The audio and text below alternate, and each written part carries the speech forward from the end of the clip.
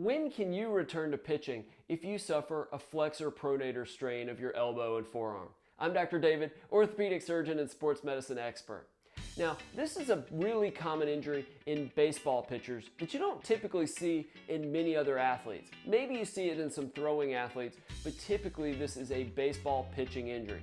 And so in today's Ask Dr. Geier video, we're going to talk about when you can get back to sports with a flexor-pronator strain.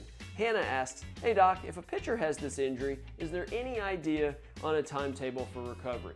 Now, I don't know if Hanna is asking because she's a softball pitcher or maybe she has a son that's a baseball pitcher, but my experience with this is in baseball pitching. I suppose a soccer or a softball player could get it, but typically baseball or maybe football quarterbacks.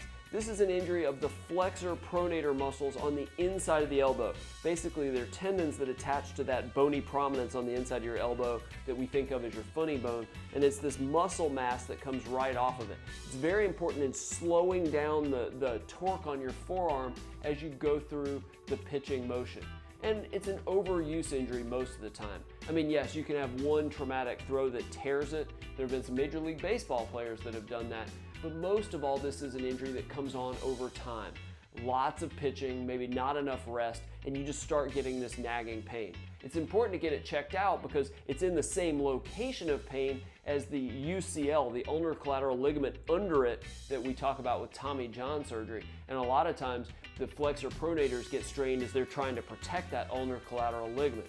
But fortunately, flexor-pronator injuries almost always heal without surgery. Assuming you didn't tear it off a bone, it almost always heals without surgery. But that typically involves rest and physical therapy. And of those, the rest from pitching is probably the most important of that. The physical therapist will do things to get the swelling down, to get the pain down, and once it starts healing, to start getting the strength back. But at the end of the day, you need time to make sure that it heals completely. And the problem with pitchers is that there's not easy ways to test that to make sure that it's healed. Yes, you can repeat an MRI. Yes, you can start doing long tosses where you're just lightly throwing to see if there's any pain on the inside of the elbow. But until you're throwing at full velocity and really trying to pitch like normal, you're never really going to know. And if you start at like 3 weeks because, hey, I feel better, you throw a real hard pitch and you start getting pain there, it's possible to re-injure it, set yourself all the way back to the beginning. Typically, we talk about 6 weeks of this as being kind of the average, but I've seen it be much shorter than this if you catch it early. I've seen it be much longer than that for people that just have a serious injury and it takes a long time to heal. So unfortunately, it's a significant amount of the baseball season at the high school and college levels or the middle school levels. Get it checked out by an orthopedic surgeon early to make sure that's the right diagnosis and get started in physical therapy if it is a flexor-pronator strain, but count on at least missing a fair amount of baseball.